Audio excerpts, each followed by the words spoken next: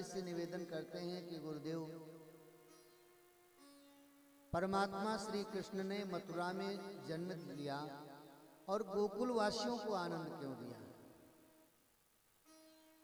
मथुरा वासियों को क्यों आनंद नहीं दिया?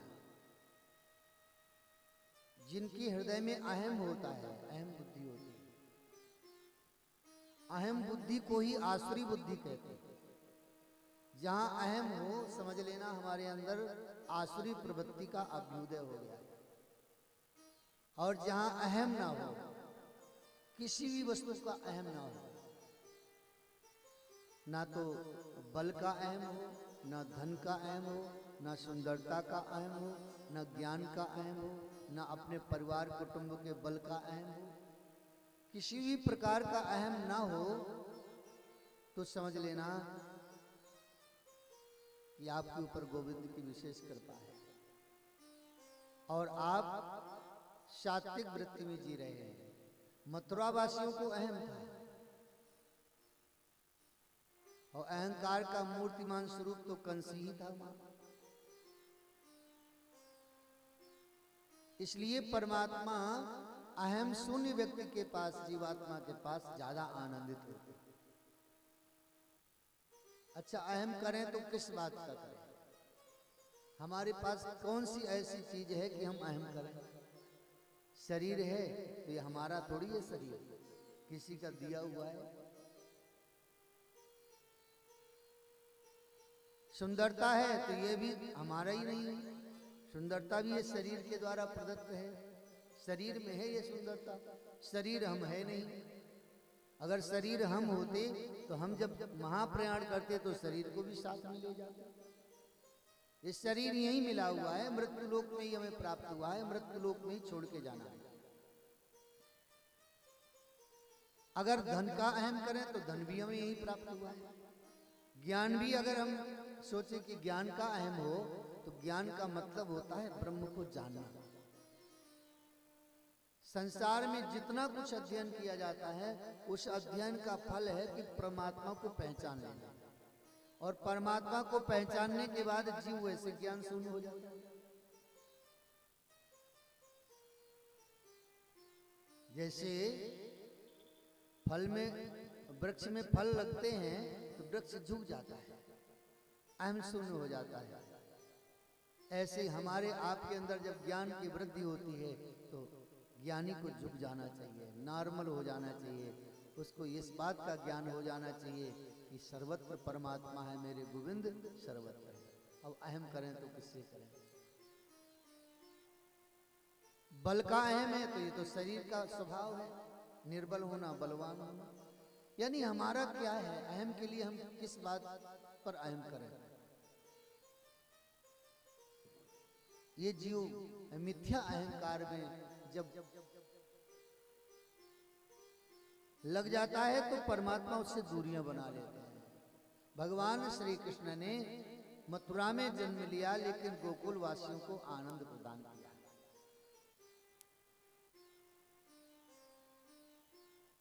यशोदा रानी लाला को गोद में लेके बैठी है। ब्रज की बूढ़ी बूढ़ी गोपियां सब दिव्य श्रृंगार करके आ रही हैं। सबने 16 श्रृंगार किए। रिद्धियां सिद्धियां तो पहले ही वहां उपस्थित हो गई थी गोकुल में, और किसी को इस बात का ज्ञान भी नहीं चला। जैसे हमें कोई वस्तु अभी प्राप्त हो जाए तो थोड़ा मन में आश्चर्य होता है कि रात में तो कल तक तो ऐसा नहीं था हमारे पास, आज ये एकाएक कहां से आया। भगवान ने संपत्ति दी उन गोकुल वासियों को तो वैसा उन्हें मन भी दे दिया। उनके मन में ऐसा आश्चर्य की कोई बात नहीं लगी कि हमारे पास इतना धन आ गया। उनको ऐसा मन भी दिया। परमात्मा धन दे तो मन जरूर दे, बिना मन का धन बेकार है। धन की अगर वृद्धि हो तो मन में उदारता भी बढ़े, मन में दया भी बढ़े। हम अगर किसी को गरीब को देखें तो हमारे अंदर दया लगे और हम उदार भाव से उसका सहयोग करें, सेवा करें। उन गोकुल वासियों का हृदय भी बहुत उदार है। जिसके दरवाजे में जो भी भिक्षुक आता है वह इतना देते हैं, कहते हैं भैया हमारे नंद राय के यहाँ लाला हुआ है। 80 वर्ष की अवस्था में हमारे महाराज नंद के पास कोई पुत्र नहीं था। नारायण की कृपा से पुत्र रत्न की प्राप्ति हुई है। और नंद महाराज तो अपनी अथाई में बैठे हुए समस्त गोकुल के जितने भी गोप बंधु थे सब बैठे हुए थे, उत्साहित हो रहे थे। आनंद जी सबका स्वागत कर रहे हैं, सबको आवभगत कर रहे हैं। यशोदा रानी सूतिकागृह में लाला को लेके बैठी हैं। रोहिणी बेचारी दौड़ दौड़ करके समस्त गोपियों का स्वागत कर रही है। गोकुल में समस्त देवता आज आनंदित होकर के पुष्प बरसा रहे हैं कि आज हमारे प्रभु गोकुल में पधारे हैं। गोपियां आती हैं, यशोदा के गोद से लाला को ले लेती हैं और मक्खन खिलाती हैं। लाला बड़े प्यार से मक्खन खा रहे हैं। एक दूसरे के मुख में दही, मक्खन इत्यादि हल्दी से संयुक्त वह घृत गोपियां मल देती हैं। बड़ा आनंदित, बड़ा उत्सव मनाया जा रहा है। यशोदा रानी लाला को पालने में पड़ा दिया, बड़े प्रेम से झूला झुला रही हैं। गोपियां आकर के लाला को दर्शन करती हैं, झूला झुला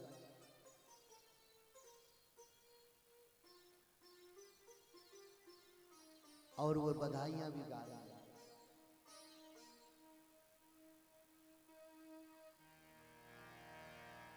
मेरो लाला झूले पलेना, निक धीरे झोटा दीजो। मेरो लाला झूले पलेना, निक धीरे झोटा दीजो।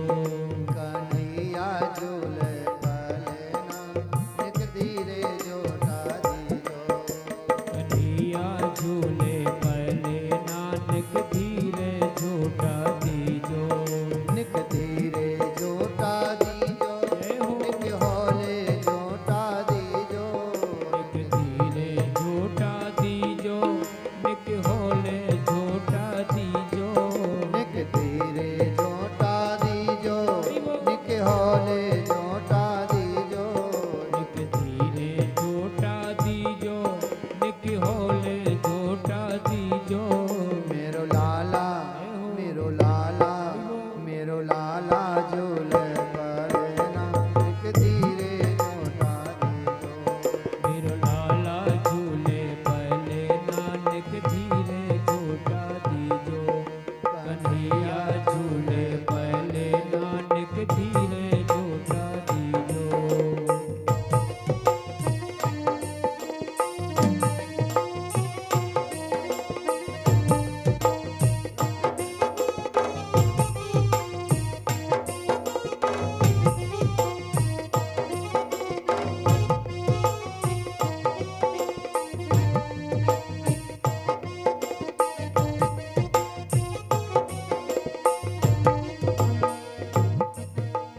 मथुरा में हरि जन्म लियो है। मथुरा में हरि जन्म लियो है। मथुरा में हरि जन्म लियो है। मथुरा में हरि जन्म लियो है। जन्म लियो है, जन्म लियो है। जन्म लियो है, जन्म लियो है। मथुरा में हरि जन्म लियो है। मथुरा में हरि जन्म लियो है। गोकुल में, जय हो। गोकुल में, हरि बोल। गोकुल में झूले पलेना, निक धीरे झोटा दीजो। मेरो लाला झूले पलेना, निक धीरे झोटा दीजो। कन्हैया झूले पलेना, निक धीरे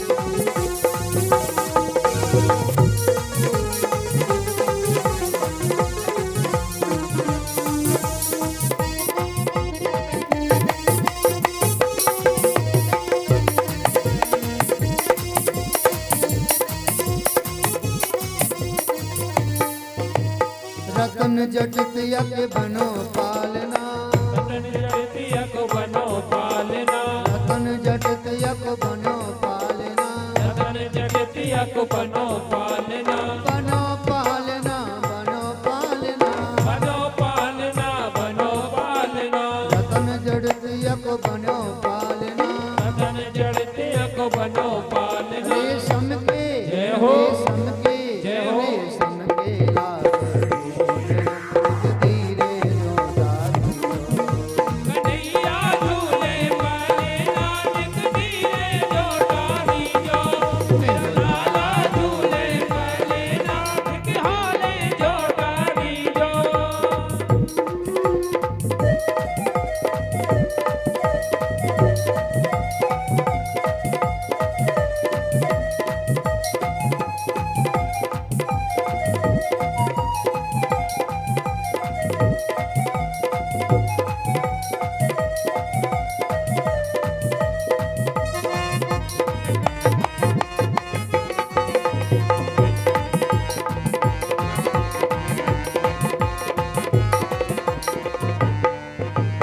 गोरे नंद यशोदा गोरी, गोरे नंद यशोदा गोरी, गोरे नंद यशोदा गोरी, गोरे नंद यशोदा गोरी, गोरे नंद यशोदा गोरी, गोरे नंद यशोदा गोरी, गोरे नंद यशोदा गोरी, गोरे नंद यशोदा गोरी। यानी कारो जय हो। कारो कारो जय हो। यानी कारो जायो लालन धीरे जो दादी मेरा लाला झूले पाले नानक धीरे जो डाली जो, लाला झूले पाले नानक हाले जो डाली जो।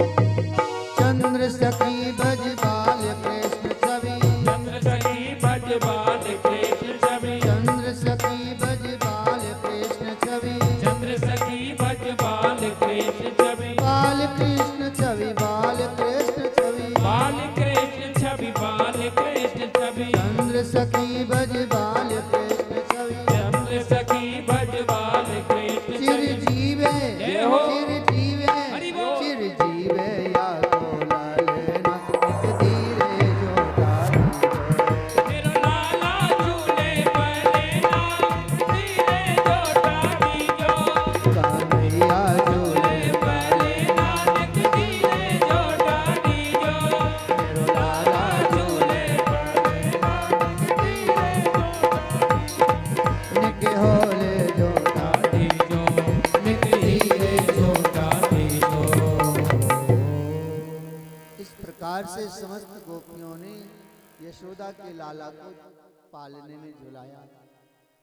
सब आनंदित हो रहे हैं। नंदराय जी से समस्त गोप बंधुओं ने कहा, नंद जी इन ब्राह्मणन की कृपा से आपको पुत्र की प्राप्ति हुई है। ब्राह्मणन को बुलाया कि कछु दान पुण्य करो भैया। नंदराय जी ने सब ब्राह्मणन को बुलाया। अब ब्राह्मणन से पूछो, भैया ब्राह्मण देवता बताओ आपको क्या चाहिए।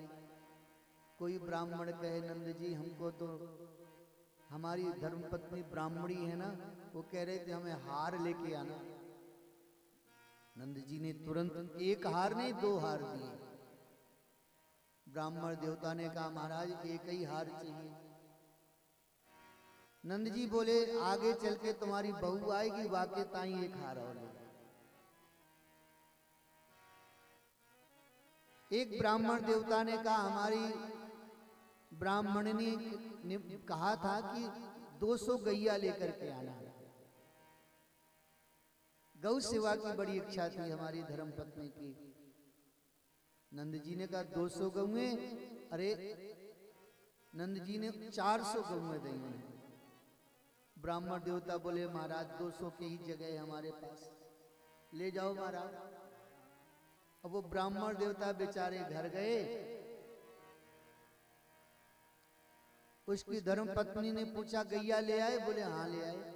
कितनी लाए? बोले 400। ब्राह्मणी बोली कि हमने तो 200 की बात करी थी, 400 क्यों ले आए आप? हमारे पास व्यवस्था इतनी ही है। अब ब्राह्मण देवता घबरा गए कि ये तो डांट मारती रहेगी जीवन भर। 400 गाय ले आए, कौन खिलाए पिलाए?